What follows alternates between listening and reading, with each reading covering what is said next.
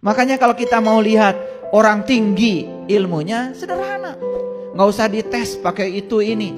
Lihat cara dia memperlakukan orang lain. Itu aja, sederhana.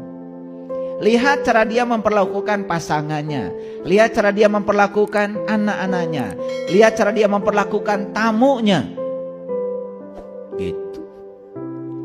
Orang berkunjung ke rumah kita jam 12. Diajak ngobrol aja sampai sore. Dipamerkan semua ilmu. Padahal perutnya sudah kurubu.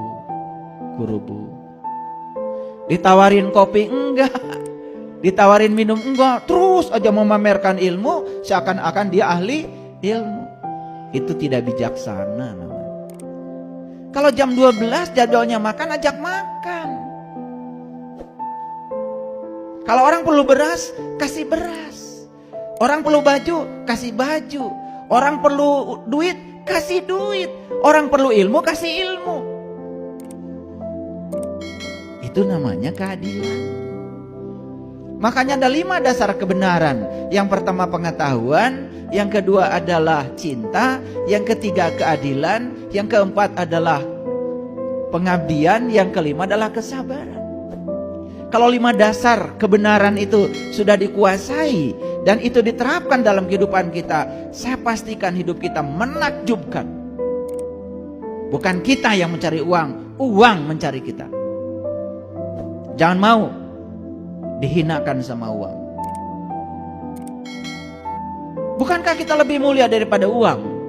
Kalau kita selalu mencari uang, itu salah kaprah. Harusnya uang nyari kita. Gimana caranya? Kalau ingin sukses harus malas. Ya? Jadi kalau ingin sukses harus malas. Semakin dekat kita dengan pekerjaan, semakin intim kita dengan pekerjaan, saya yakinkan duitnya semakin kecil. Gak percaya ya? Tukang tembok, dekat gak dengan sendok tembok?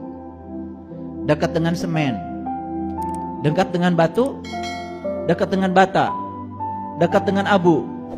Coba, kerja jam 8 pagi, selesai jam 4 sore.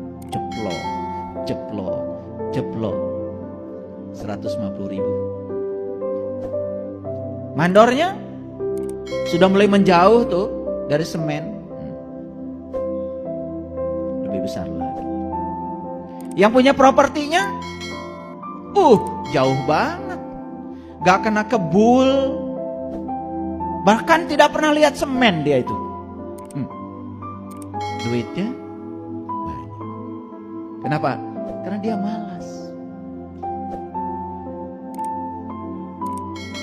Ngerti maksud saya? Ini ilmu tingkat tinggi nih, ilmu tingkat tinggi nih.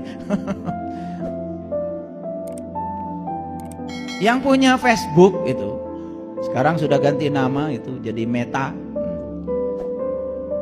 Itu kerjanya jalan-jalan aja kemana-mana. Nyumbang sini, nyumbang sana, nyumbang sini, nyumbang sana. Lagi tidur saja, rekeningnya numbuk. Betul Pak tidak? Nah kita kan beda. Kalau kerja dapat duit, nggak kerja, nggak dapat duit. Salah sendiri, tidak membangun sistem. Terlalu dekat kita dengan pekerjaan, sedikit duitnya. Coba belajar menjauh dari pekerjaan, bikin sistem. Yang sibuk di dapur tuh, di restoran, berapa sih gajinya? Yang punya restoran gak pernah ke dapur. Betul apa tidak? Nah, jadi kalau ingin sukses harus malas. Ini ilmu tingkat tinggi ini. Tapi jangan salah ya. Dia aja dari kecil bukan begitu ya. Jadi oleh karena itu siapkan masa depan itu dengan pasti. Kapan? Di sini, saat ini, sekarang. Jangan berjudi. Membiarkan masa depan kita dalam ketidakpastian, itu namanya judi. Nah itu judi yang berbahaya itu sebetulnya. Membiarkan masa depan kita dalam ketidakpastian. Ya sabung ayam bahaya karena menyakiti ayam. Main kartu berbahaya, nyakitin kartu. Puk, puk, kan sakit kartu. Betul nggak? Gitu. Tapi membiarkan masa depan kita dalam ketidakpastian itu jauh lebih berbahaya. Jadi jangan-jangan kita ini sangat benci kepada para penjudi. Jangan-jangan kita adalah para penjudi kelas kakap. Karena membiarkan masa depan kita dalam ketidakpastian. Kamu sholat? Sholat. Diterima gak sama Allah? Wallahu alam. Judi. Kamu haji? Haji. Diterima gak? Mabrur apa tidak? Wallahu alam. Judi. Harusnya kita bisa memastikan kalau sholat kita itu diterima Allah. Dalam kitab Al-Hikam Ibnu Atha mengatakan, untuk tahu sholatmu diterima oleh Allah, gak usah tanya Allah, gak usah tanya malaikat. Tanya saja diri kamu, habis sholat perubahan apa yang terjadi?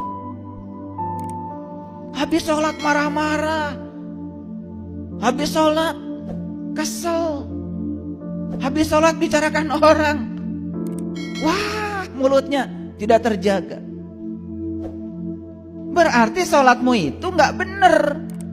Ada yang harus diperbaiki. Sedangkan sholat itu bukan tujuan. Sholat itu adalah sarana mencapai tujuan. Kan tujuan sholat itu akhlak.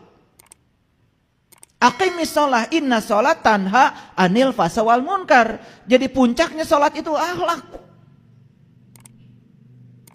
Paham? Oke.